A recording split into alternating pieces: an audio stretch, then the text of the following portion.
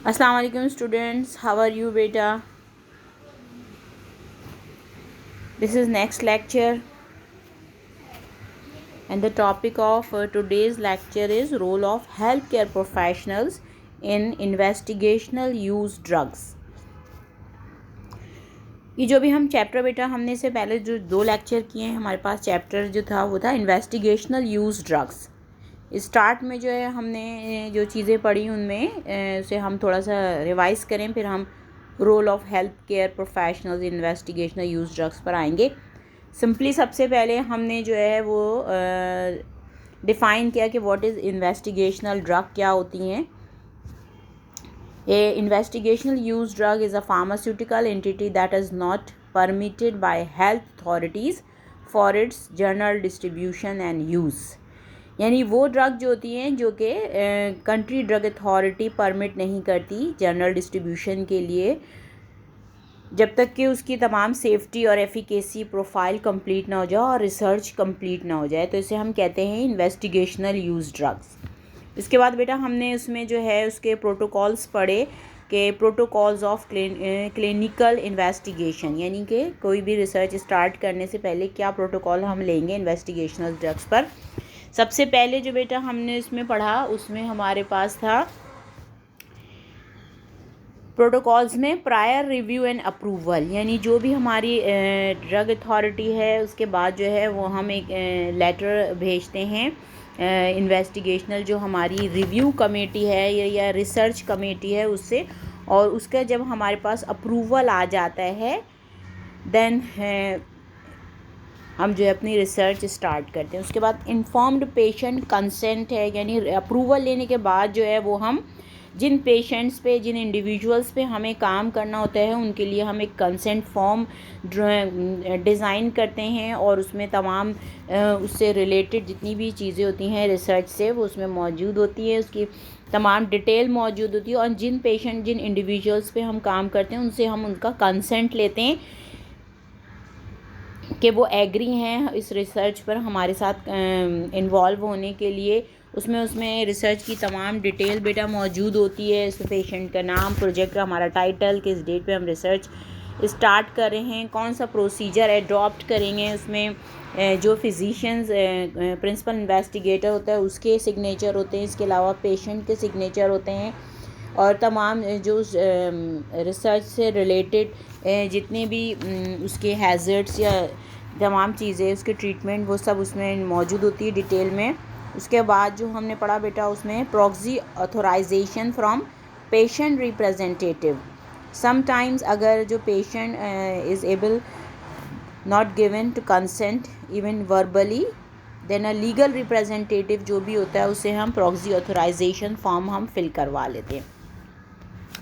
उसके बाद जो हमारी कंट्री ड्रग अथॉरिटी उसको हम इंटीमेट करते हैं, इंटीमेशन टू ड्रग अथॉरिटीज़, और देन जो है वो हम अपनी रिसर्च स्टार्ट करते हैं.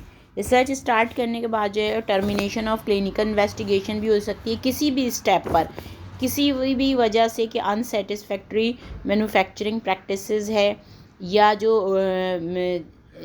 उसके हैज़र्ड्स आ रहे थे वो आपने रिपोर्ट नहीं किया, या इफ़ेक्टिवनेस कम थी ड्रग की as compare to toxic effects. तो एट एनी स्टेप जो होता है drug authority terminate the clinical investigation. उसके बाद कंटिन्यूस मॉनिटरिंग थी, अगर वो कंटिन्यू हो रहा है तो उसे हम उसकी मॉनिटरिंग करते रहते हैं रेगुलरली, और फिर उन तमाम चीज़ों की डॉक्यूमेंटेशन थी.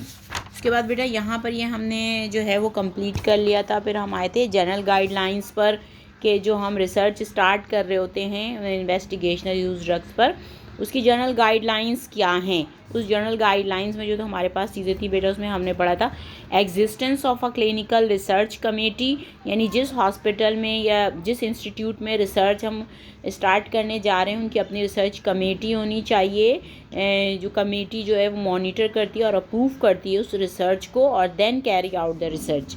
उसके बाद फिर वही पेशेंट कंसेंट था कि पेशेंट कंसेंट मौजूद होना चाहिए, रिटन या वर्बल जो भी फिजिबल होता है.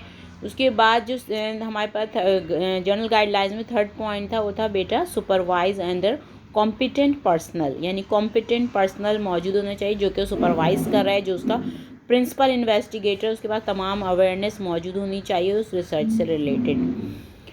उसके बाद जो था वो अवेलेबिलिटी ऑफ रिसर्च फैसिलिटीज़ हमने पढ़ा था। फिर self regulatory nature of research, यानी अवेलेबिलिटी ऑफ रिसर्च फैसिलिटीज़ में research before initiation of research जो है हमारे पास तमाम अवेलेबिलिटी रिसर्च फैसिलिटीज़ मौजूद होनी चाहिए, अवेलेबल होनी चाहिए, तमाम इक्विपमेंट्स मौजूद होने चाहिए, यानी प्रॉपर रिसर्च लैब होनी चाहिए। उसके बाद जो पॉइंट था वो था self regulatory nature of research, यानी जो भी जो है रिसर्च जो प्रिंसिपल इन्वेस्टिगेटर जो फिजिशियन वो रिसर्च स्टार्ट कर रहा है वो सेल्फ रेगुलेटेड होनी चाहिए, उसको पता होना चाहिए कि किस टाइम पर हमें ये से स्टॉप कर देना है।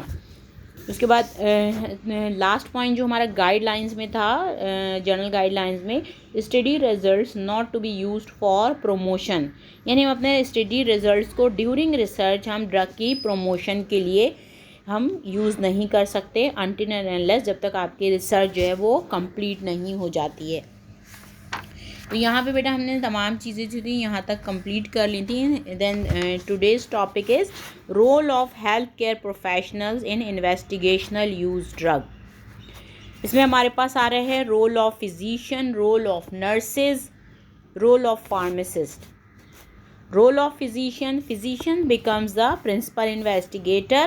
Drug is issued to the principal investigator. In case of Class A drug, principal investigator is responsible to administer, monitor the drug outcomes and to report the drug outcomes. He is responsible to continue or terminate the research study.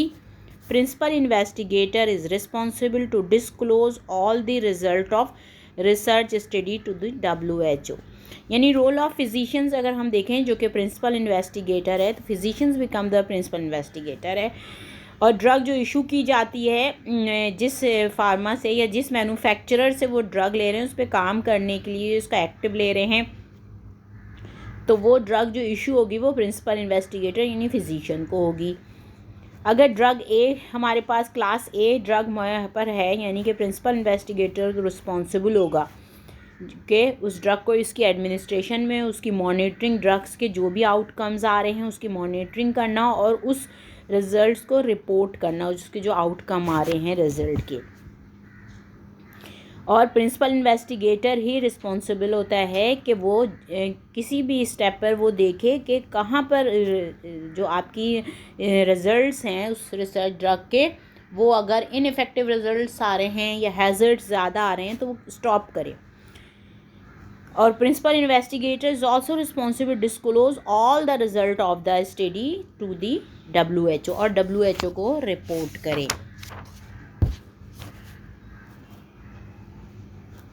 Role of nurses, nurses का क्या role है यहाँ? Nurses usually become assistant to investigator because they are expert in nursing care and intensive care. Nurses का role ये है कि वो assist कर रहे होते हैं जो प्रिंसिपल इन्वेस्टिगेटर है या जो फिजिशियन है आपका स्टेप बाय स्टेप, क्योंकि वो एक्सपर्ट होते हैं नर्सिंग केयर में, किस तरह पेशेंट की केयर करनी है, किस तरह ड्रग एडमिनिस्ट्रेशन, तमाम चीज़ों की अवेयरनेस उनके पास होती है, तो इसलिए वो असिस्ट कर रहे होते हैं प्रिंसिपल इन्वेस्टिगेटर को। So they are included in the research team, इसलिए इन्हें भी रिसर्च टीम में इंक्लूड किया जाता है।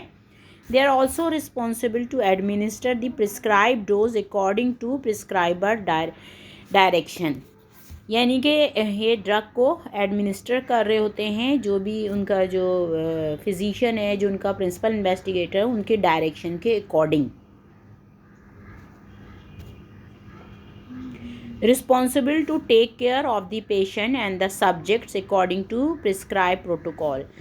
इसके अलावा नर्सेज की जो रिस्पॉन्सिबिलिटी थी वो लुक आफ्टर कर रहे होते हैं उन रिसर्च पेशेंट्स पर जिन पर रिसर्च की जा रही है, और अकॉर्डिंग टू जो भी प्रिस्क्राइब प्रोटोकॉल है जो उनका प्रिंसिपल इन्वेस्टिगेटर ने प्रोटोकॉल उन्हें दिया उसके अकॉर्डिंग उनको लुक आफ्टर कर रहे होते हैं उन पेशेंट्स को, उन इंडिविजुअल्स को। Responsible to report and to record any kind of response occurring in the patients and the subjects.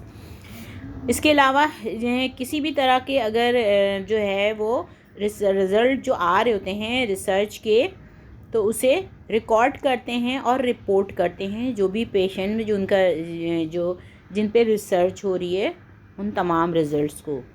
Usually reporting by nurses is done on prescribed yellow form, और जो रिपोर्टिंग हो रही है उन तमाम रिसर्च की जो ड्रग वो एडमिनिस्टर कर रहे हैं अकॉर्डिंग टू प्रोटोकॉल, जो लुक आफ्टर कर रहे हैं, उन तमाम चीज़ों की रिकॉर्डिंग जो रिपोर्ट कर रहे होते हैं वो रिटन फॉर्म में इनके पास फॉर्म होता है येलो फॉर्म, जिस पर वो तमाम चीज़ें रिटन में रिपोर्ट कर रहे होते हैं for class B, C and D drugs.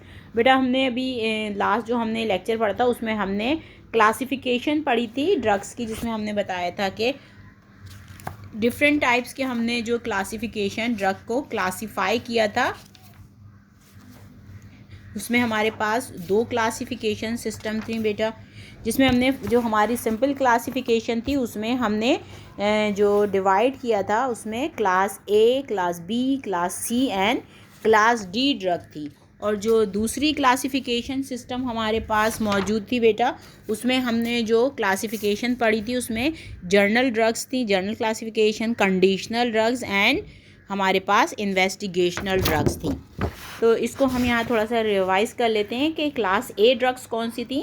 Class A drugs are research drug that are in a preliminary experimental stage and are restricted to be dispensed only on the prescription of principal investigator.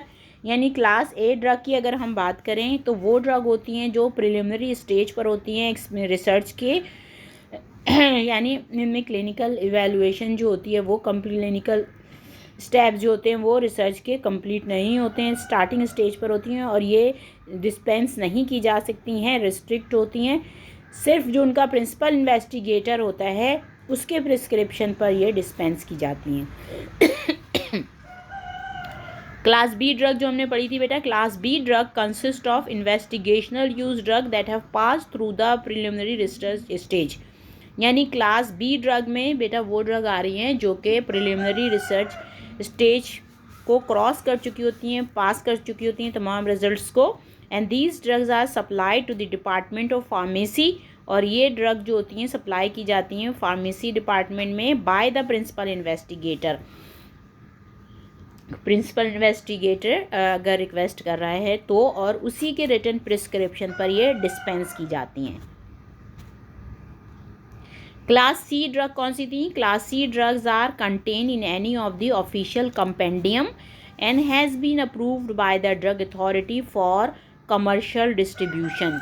यानी class D drug जो है वो drug थी बेटा जो कि किसी भी कंपेंडियम में मौजूद होती हैं, यानी नेशनल फार्मूलरी है, यूएस फार्माकोपिया है या जो है ब्रिटिश फार्माकोपिया, किसी में भी ये मौजूद होंगी और अप्रूव होती है for commercial use in community. उसके बाद क्लास डी ड्रग थी, these drugs have been accepted for routine use in the hospital and are listed in the hospital फार्मूलरी।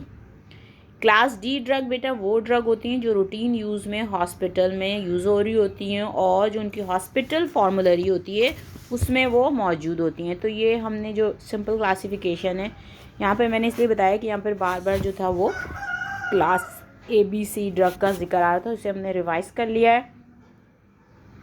अब हम चलते हैं बेटा रोल ऑफ फार्मासिस्ट पर। Pharmacist plays a very vital role in the investigational use of drugs. यानी main important role जो होता है वो फार्मासिस्ट का होता है रिसर्च में। Responsible to provide initial knowledge of the molecule, यानी कि जिस एक्टिव पे काम कर रहे हैं जो इन्वेस्टिगेटर, प्रिंसिपल इन्वेस्टिगेटर, उस एक्टिव के बारे में, उस कंपाउंड, उस मॉलिक्यूल के बारे में तमाम जो ये नॉलेज होती है वो रिस्पॉन्सिबल होता है कि वो प्रोवाइड करे pharmacist. Compile the data generated during research. इसके अलावा ड्यूरिंग रिसर्च जितना भी डेटा जनरेट होता है उसे कंपाइल करना फार्मासिस्ट की रिस्पॉन्सिबिलिटी होती है। Responsible to receive the drug dosage form from the manufacturer specially for drug category B, C and D। और जो वो ड्रग रिसीव कर रहा है जिस डोजेज फॉर्म में, जिस मैन्युफैक्चरर से, वो फार्मासिस्ट रिसीव करेगा। और किन ड्रग्स के लिए ख़ासतौर पर ड्रग B, C और D कैटेगरी में आ रही हैं, यानी जिन ड्रग्स पर प्रिंसिपल इन्वेस्टिगेटर काम कर रहा है उसे रिसीव जो है वो फार्मासिस्ट करता है। Category A drug is always handed over to the principal investigator. अगर कैटेगरी बी, सी और डी की बात हो रही है तो वो जो हैंड ओवर की जाती है वो फार्मासिस्ट की जाती है। लेकिन अगर ड्रग ए की बात करें जो कि प्रिलिमिनरी स्टेज पर होती है रिसर्च की, वो हैंड ओवर जो की जाती है मैन्युफैक्चर जो करता है वो प्रिंसिपल इन्वेस्टिगेटर को करता है। Responsible to store the drug molecule according to the manufacturer's direction. इसके अलावा जितने भी जो ड्रग का अमाउंट जो है रिसीव करता है फार्मासिस्ट, उसकी स्टोरेज प्रॉपर टेम्परेचर पर ये भी रिस्पॉन्सिबिलिटी होती है फार्मासिस्ट की। यानी जो ड्रग उसने रिसीव किए, जो मॉलिक्यूल जो एक्टिव रिसीव किया है वो अकॉर्डिंग टू रिक्वायरमेंट उसको स्टोर करे। Responsible to control the inventory of drug molecule. इसके अलावा जो जिस ड्रग पर काम हो रहा है, जिस ड्रग पर रिसर्च हो रही है, उसको भी मेंटेन करना, उसकी इन्वेंट्री को कंट्रोल करना is also the responsibility of pharmacist. Responsible to keep the record of the prescription. और जितने प्रिस्क्रिप्शन जो है वो प्रिंसिपल इन्वेस्टिगेटर रिक्वेस्ट कर रहा है, उन जिस पे वो डिस्पेंस हो रही है रिसर्च ड्रग, उसके प्रिस्क्रिप्शन के रिकॉर्ड को भी मेंटेन करता है। Responsible to make the dilutions of the drug if required. अगर उस ड्रग में डाइल्यूशन की ज़रूरत होती है प्रिंसिपल इन्वेस्टिगेटर को, तो वो डाइल्यूशंस भी फार्मासिस्ट बना के दे रहा होता है। Responsible to monitor the administration of the drug although it is the prime responsibility of nurses. और जो ड्रग एडमिनिस्टर हो रही है उसे मॉनिटर करता है कि कितनी डोज में हो रही है, जबकि एडमिनिस्ट्रेशन जो है वो रिस्पॉन्सिबिलिटी नर्सेज की है, लेकिन उसको मॉनिटर जो कर रहा होता है वो फार्मासिस्ट कर रहा होता है। Responsible to educate health care professionals regarding the storage and administration of drug. यानी जिस ड्रग पर काम हो रहा है उससे रिलेटेड, उसकी स्टोरेज से रिलेटेड, उसकी एडमिनिस्ट्रेशन से रिलेटेड जितनी भी इंफॉर्मेशन है वो हेल्थ केयर प्रोफेशनल को फार्मासिस्ट प्रोवाइड कर रहा होता है या उसे एजुकेट कर रहा होता है उस ड्रग से रिलेटेड, उसकी एडमिनिस्ट्रेशन, उसकी storage.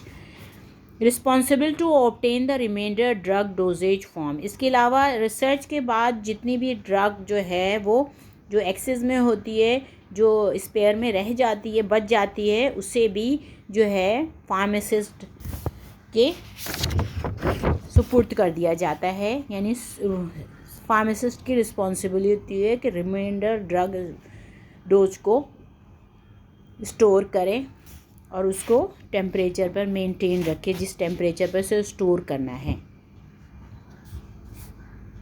Responsible for well security of the investigational drug. यानी जिस ड्रग पर काम हो रहा है इसकी सिक्योरिटी को देखना कि सेफ़ हो, सिक्योर्ड हो, ये तमाम रिस्पॉन्सिबिलिटी फार्मासिस्ट की होती है। Responsible to provide the audit to the ministry related to the drug audit. यानी और ये जिस ड्रग पे काम हो रहा है उससे रिलेटेड जितने भी ऑडिट होंगे जो मिनिस्ट्री ऑफ हेल्थ से अगर उसको या जो कंट्रीज़ ड्रग अथॉरिटी है अगर उसका ऑडिट करना चाहें तो ये तमाम जो है चीज़ें या ऑडिट जो है कौन करवा रहा होता है, pharmacist. Responsible to return the remainder of the dosage form to the manufacturer after the completion of the research। क्योंकि बेटा अभी मैंने जो पॉइंट बताया उसमें बताया कि जो रिमाइंडर ड्रग बच जाती है वो किसको हैंड ओवर की जाती है, वो फार्मासिस्ट को की जाती है। तो फार्मासिस्ट रिस्पॉन्सिबल होता है कि वो जो reminder of drug dosage form जो बच जाए, जो एक्सेस में हो, वो उसे रिटर्न करेगी after completion of research to the manufacturer।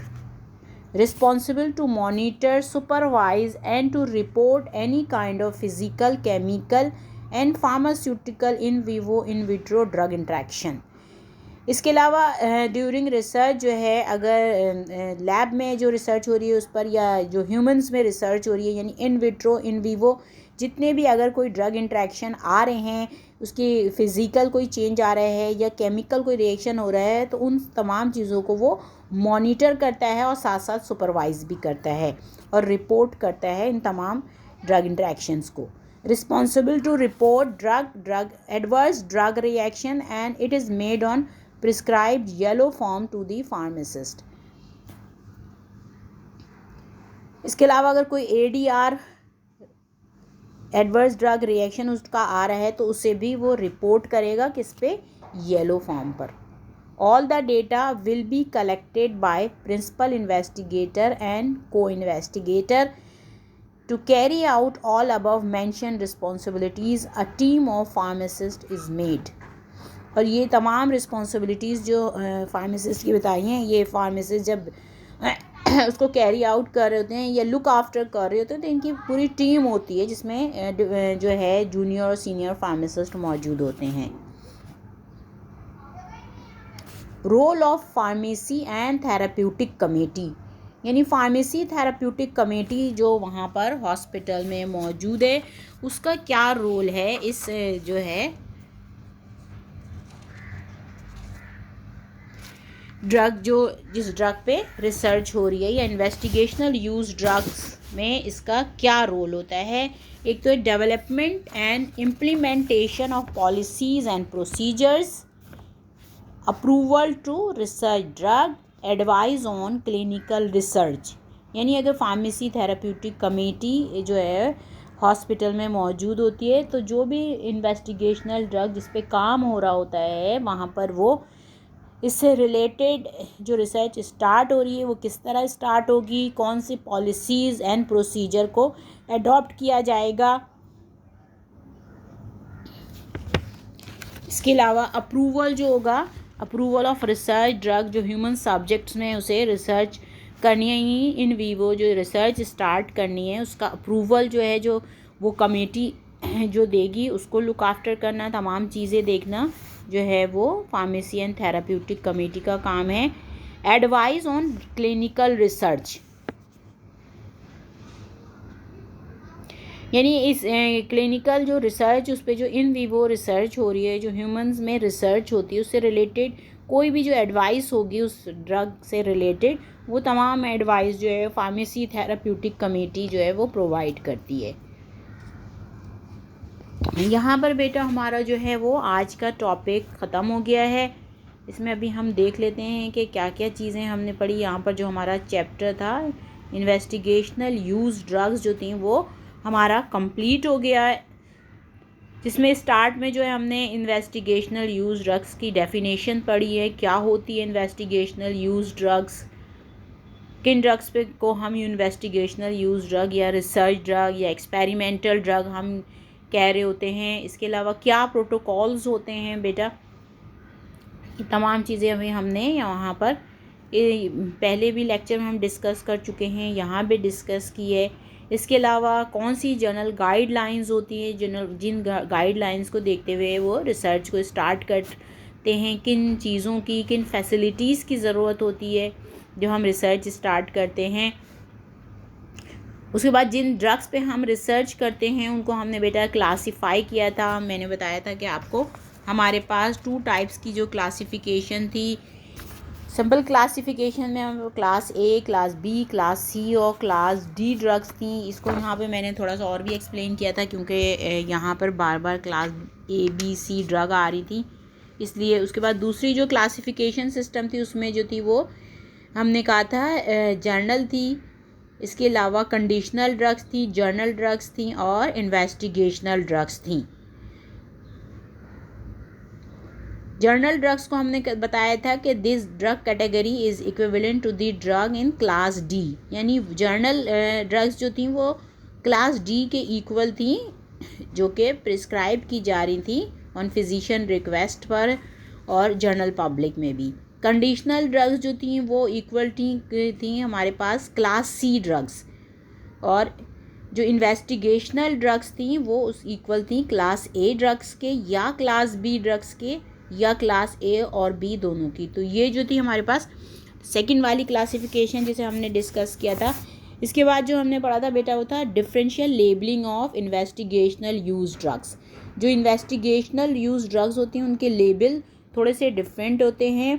इसमें बताया था labels can be printed in red ink on white paper stock, यानी रेड इंक से वाइट पेपर स्टॉक पर इसका लेबल होता है. और लेबल की रिक्वायरमेंट में जो हमने डिस्कस किया था वो क्या था बेटा, पेशेंट्स नेम था, डेटा था, प्रिस्क्रिप्शन नंबर था, doctors name, direction for use and a space for the research drug number, यानी रिसर्च ड्रग नंबर तमाम इंफॉर्मेशन के साथ रिसर्च ड्रग नंबर होने चाहिए, किस नंबर की ड्रग है जिस पे रिसर्च की जा रही है। तो ये चीज़ें हमने पढ़ी थी। उसके बाद इसमें बेटा हमने आपको कंसेंट फॉर्म दिखा दिया था कि कंसेंट फॉर्म क्या क्या होता है, कैसा होता है, जिस पे आप पेशेंट कंसेंट या जो है प्रॉक्सी ऑथराइजेशन फॉर्म भी हमने दिखाया था उसको हमने डिस्कस किया था। उसमें बेटा उसका एक फॉर्मेट मैंने इसमें दिया था लेक्चर में कि प्रॉक्सी ऑथराइजेशन फॉर्म क्या होता है, कि सम टाइम अगर जो पेशेंट या इंडिविजुअल जिस पे रिसर्च की जा सकती कर रही है वो अगर अनएबल होता है कि वो फॉर्म वो अप्रूवल ना दे सके, तो प्रॉक्सी ऑथराइजेशन फॉर्म उसकी जगह होता है जो कि हम फिल करवा रहे होते हैं उस इंडिविजुअल से, जो उसका रिप्रेजेंटेटिव लीगल रिप्रेजेंटेटिव होता है। उसके बाद जो है बेटा हमने इसमें हमने रोल हमने पढ़े कि डिफरेंट रोल क्या हैं, जो जिन ड्रग्स पे रिसर्च हो रही है उनमें कौन कौन लोग इन्वॉल्व होते हैं। इसमें जो सबसे पहला था वो रोल ऑफ फिजिशियंस था, क्योंकि आपका जो प्रिंसिपल इन्वेस्टिगेटर होता है वो फिजिशियन होता है जो कि ड्रग पे काम कर रहा होता है, और जो ड्रग इशू की जा रही होती है, जो मैन्युफैक्चरर या जिस कंपनी से वो ड्रग ले रहे होते हैं वो प्रिंसिपल इन्वेस्टिगेटर को ही इशू करता है, और वो हमारे पास फिजिशियंस होते हैं जो कि उस ड्रग पे काम कर रहे होते हैं। इसके बाद इन्होंने कहा कि अगर ड्रग जो है वो क्लास ए से बिलोंग करती है तो प्रिंसिपल इन्वेस्टिगेटर ही रिस्पॉन्सिबल होगा उसकी एडमिनिस्ट्रेशन, उसकी मॉनिटरिंग, जितने भी उस ड्रग के आउटकम्स आ रहे हैं उनको लुक आफ्टर करने के लिए। उसके अलावा किस स्टेप पर उसको रिसर्च स्टॉप करनी है, क्यों स्टॉप करनी है, इन तमाम चीज़ों की उसके पास अवेयरनेस होनी चाहिए।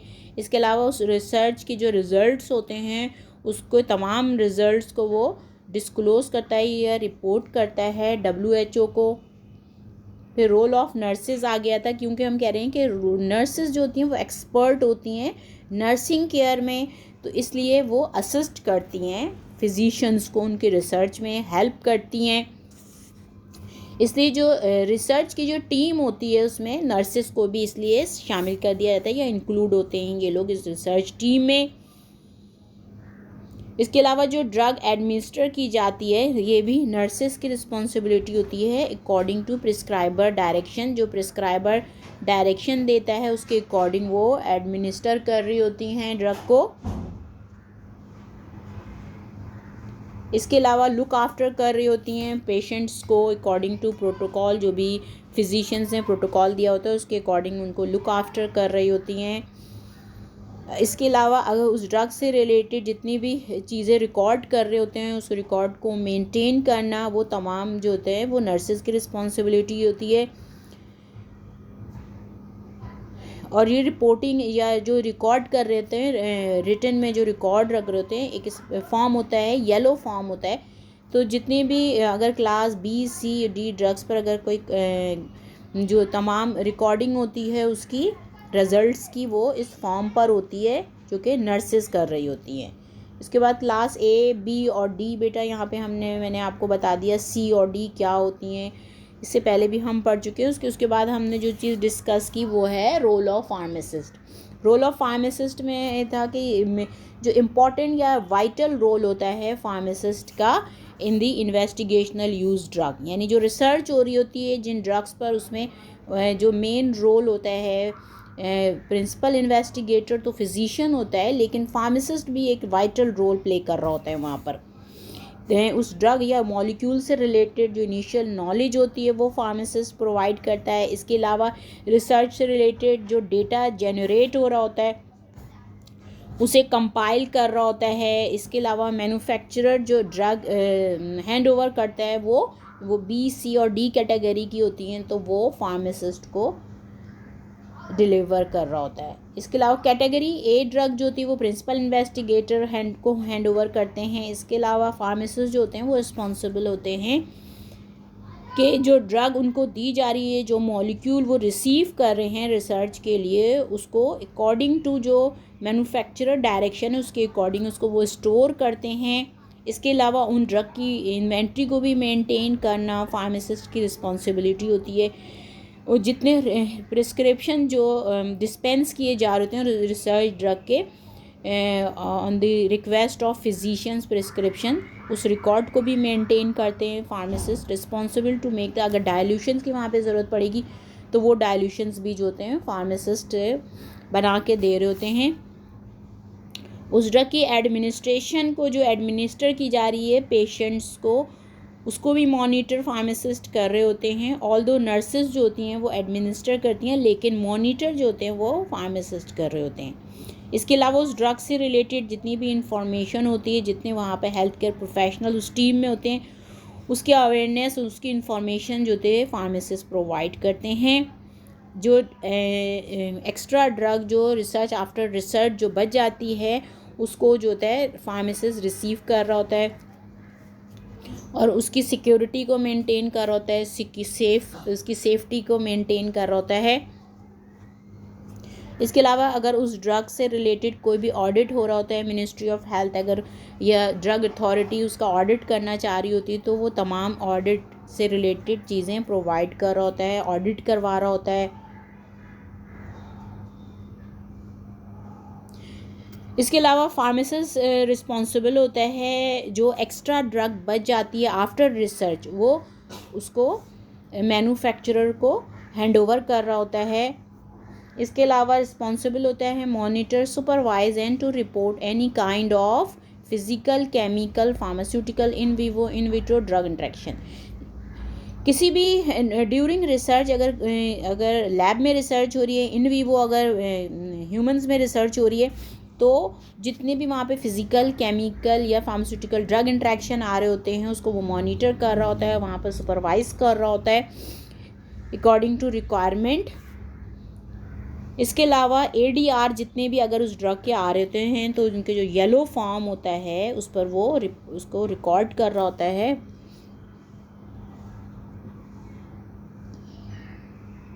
तमाम डेटा जो होता है वो all the data will be collected by principal investigator and co investigator. जितना भी डेटा वो कलेक्ट करेंगे वो प्रिंसिपल इन्वेस्टिगेटर और को इन्वेस्टिगेटर कर रहे होते हैं। और ये तमाम काम जो फार्मासिस्ट कर रहे होते हैं, इसके लिए पूरी टीम की फार्मासिस्ट की टीम जो होती है वो सुपरवाइज कर रही होती है, लुक आफ्टर कर रही होती है, जहाँ पर ज़रूरत होती है एजुकेट कर रही होती है और एडवाइस कर रही होती है। इसके बाद जो हमने पढ़ा बेटा वो role of pharmacy and therapeutic committee के, जो हॉस्पिटल में या इंस्टीट्यूट में जो फार्मेसी एंड थेरेप्यूटिक कमेटी होती है उसका क्या रोल होता है ड्यूरिंग रिसर्च या इन्वेस्टिगेशनल यूज ड्रग के रिसर्च जो हो रही होती है, इसमें क्या रोल है। उसमें हमने 3 डिफरेंट रोल पढ़े इसमें, development and implementation of policies and procedure, यानी उस रिसर्च से रिलेटेड स्टैंडर्ड्स और रूल्स एंड रेगुलेशन वो बना रहे होते हैं, वहाँ पर उसे इम्प्लीमेंट करवा रहे होते हैं। इसके अलावा अप्रूवल ऑफ रिसर्च, ड्रग का अगर अप्रूवल वहाँ पे चाहिए होता है तो वो वहाँ पे हेल्प करते हैं अप्रूवल के लिए। जो उनकी रिसर्च कमेटी होती है उसके through advice on clinical research, और अगर किसी किस्म की कोई एडवाइस चाहिए होती है ड्यूरिंग रिसर्च और इन्वेस्टिगेशनल ड्रग पर, तो वहाँ पर वो क्लिनिकल रिसर्च को एडवाइस कर रहे होते हैं।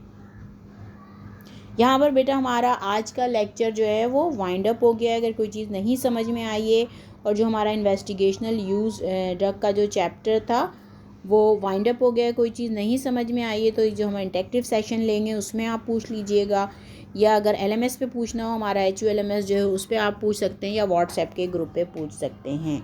अल्लाह हाफिज़।